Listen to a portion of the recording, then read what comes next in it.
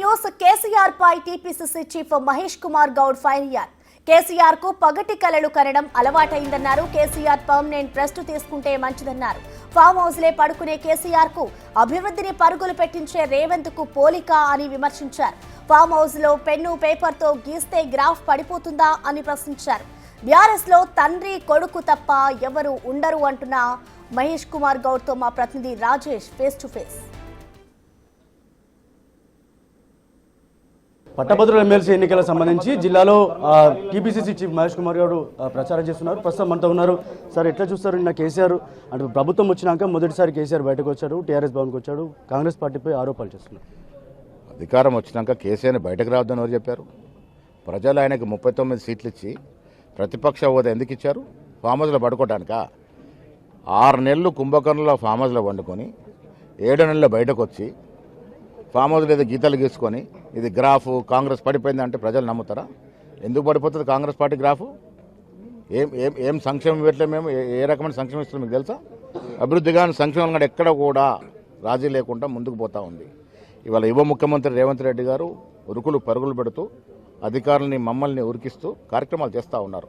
నీలాగా ఫామ్ హౌస్లో పడుకోవట్లేదు. ఇలా 7 నెలలు ఏం చేశారు మీరు? ప్రతిపక్ష హోదా ఇస్తే ప్రజల కోసం ఏం చేశారు మీరు? 7 నెలలు మీ బాధ్యత కాదా? వరదలు వస్తే మీరు కనబడరా? నానా బీభత్సం మీ రాష్ట్రంలో జరిగితే కనీసం పర్యటించరా? అసెంబ్లీకి వచ్చి రాష్ట్ర ప్రజల గురించి ఏమైనా మాట్లాడినారా? ఎందుకు మీకు ప్రతిపక్ష హోదా ఉండాలి? ప్రజలు ఇవాళ ప్రతిపక్ష హోదా ఎందుకని మేము అడుగుతూ ఉన్నారు. ఇలా కాంగ్రెస్ పార్టీ ఎన్నికలకు ముందు ఇచ్చిన ప్రతి అంశాన్ని పరిగణలోకి తీసి హామీలు పూర్తిస్తూ ఉన్నాము. ఘనమైనటువంటి ఖ్యాతి వచ్చే విధంగా ఈ దేశ స్వాతంత్ర భారతదేశంలో మొట్టమొదటిసారి కుల సర్వే చేశాం. దమ్ము ధైర్యమైన ప్రభుత్వం కాబట్టి కుల సర్వే చేశాం. ఈ రాష్ట్రంలో 56% బీసీలు ఉన్నారని ఒక అఫీషియల్ డాక్యుమెంట్ ఇవ్వగలిగినాం. దేశ చరిత్రలో భారతదేశ స్వాతంత్ర చరిత్ర ఎవరు చేయలే.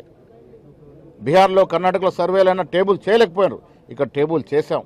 42% రిజర్వేషన్కి చట్టబద్ధ ఇవ్వబోతా ఉన్నాం. మీరు ఏం చేశారు బీసీలకు 10 ఏళ్లలో? ఎస్సీలకు ఏం చేశారు? ఎస్టీలకు ఏం చేశారు? ఎందుకు మీ అంటూ ఉంటారు? ఇలా టీఆర్ఎస్ పార్టీలో కానీ టీఆర్ఎస్ పార్టీ వెనుక ఉందేవారు? ఆనాడు విచ్చలవిడిగా దోసుకున్న కాంట్రాక్టర్లు, ఆ కాంట్రాక్టర్లు దోసుకున్న కొంతమంది ఎమ్మెల్యేలు, కొంతమంది దళారులు తప్ప టీఆర్ఎస్ పార్టీలు ఎవరున్నారు? వచ్చే రాజకీయ ఎన్నికల నాటికి రాజకీయ ముఖ చిత్రంలో బీఆర్ఎస్ పార్టీ ఉండదు. కేసీఆర్ని ఉద్యమ నేత గౌరవిస్తాము, ఎప్పటికీ గౌరవిస్తాము. శాశ్వతంగా వారు రెస్ట్ తీసుకోవాల్సిందే, ఫామ్ హౌస్లో ఉండాల్సిందే. ప్రతిపక్ష నేతగా వచ్చే ఉప ఎన్నికలు రాబోతున్నాయని ఒక పెద్ద ఎత్తున నిన్న ఒక ప్రచారం. ఉప ఎన్నికలు అనేది వస్తాయా రాదా అనేది కోర్టులో ఉన్నట్టు అంశము. వస్తే కూడా 10కి 10 గెలుస్తాం. ఇలా ఫిరాయింపుల గురించి ఆయన మాట్లాడడం ఏంటి? దయ్యాలు వేదాలు వల్ల ఇచ్చినట్టు 10 సంవత్సరాలు 60 మంది ఎమ్మెల్యేలు ఫిరాయింపు కారకుడు కేసీఆర్.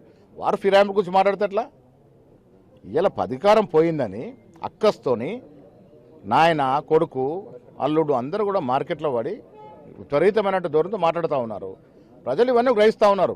ప్రజలు ఇప్పుడప్పుడే మీరు 10 ఏళ్లలో చేసిన దోపిడీ కానీ, మీరు 10 ఏళ్లలో ఈ రాష్ట్రంలో ఆర్థిక విధ్వంసం చేసిన తీరు కానీ, మీరు 10 ఏళ్లలో చెలాయించిన అధికార అట్టహాసం, ఒక దురలాగా చేసిన పాలన కానీ, మీరు 10 ఏళ్లలో ఉద్యమం చేసుకుందామంటూ కూడా ఉద్యమ స్థలాలను ఎత్తేసి, నిరసన స్థలాలను ఎత్తేసి, పోలీస్ నిర్బంధంతో అధికారం చెలాయించిన సంఘటనలు ఎవ్వరూ మర్చిపోలే.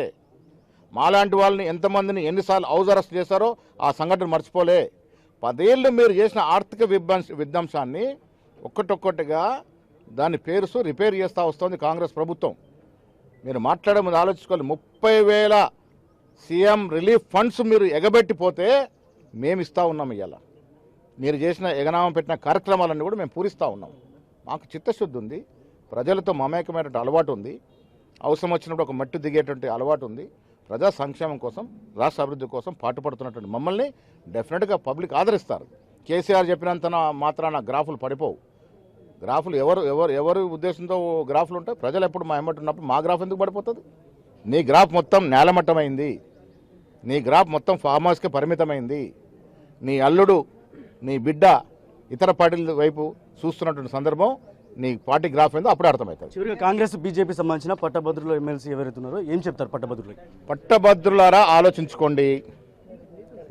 56,000 ఉద్యోగాలు ఇచ్చిన ఘనత మాది. ప్రభుత్వంలో న్యాయంగా ఉన్నటువంటి ఖాళీలు పూర్తి చేసే బాధ్యత మాది. పట్టభద్రుల సంక్షేమం కోసం, భవిష్యత్తులో పట్టభద్రుల ఉద్యోగుల కోసం కట్టుబడిన ప్రభుత్వం మాది. బీసీ పట్టభద్రులు ఆలోచించుకోవాలి. ఈ రాష్ట్రంలో బీసీ కులగణన చేసిన ఖ్యాతి మాది. రేపు కులగణనకి కాకుండా 42% రిజర్వేషన్ ఇచ్చి చట్టబద్ధత తీసుకొస్తున్నటువంటి కాంగ్రెస్ పార్టీని బీసీ గ్రాడ్యుయేట్లు ఆదరిస్తారని నేను మనస్ఫూర్తిగా అనుకుంటా ఉన్నాను. ఇది మొత్తంగా ఏదైతే 30,000 ఏవైతే సీఎం రిలీఫ్ ఫండ్ సంబంధించి ఏవైతే ఉన్నాయో అవన్నీ ఎక్కడికక్కడ ఆగిపోయినప్పుడు కూడా 30,000 సీఎం రిలీఫ్ ఫండ్లు అందరికీ కూడా అందించే ప్రభుత్వంగా కాంగ్రెస్ ప్రభుత్వం పనిచేస్తుంది. అంతేకాకుండా పట్టభద్రులందరూ కూడా ఖచ్చితంగా ఆలోచించాలి. ఎవరైతే కాంగ్రెస్ పార్టీ సంబంధించిన పట్టభద్రులను గెలిపిస్తే కనుక ప్రతి ఏదైతే ఎడ్యుకేషన్ సంబంధించి పూర్తి అప్డేట్ చేస్తాం. దాంతోపాటు అందరినీ పట్టభద్రులతో పాటు అలాగే టీచర్లని వాళ్ళందరినీ కూడా ఆదుకుంటామని చెప్పి కూడా మహేష్ కుమార్ గారు చెప్తున్నారు. కెమెరా పర్సన్ సందీప్తో రాజేష్, బిగ్ టీవీ, నిజామాబాద్.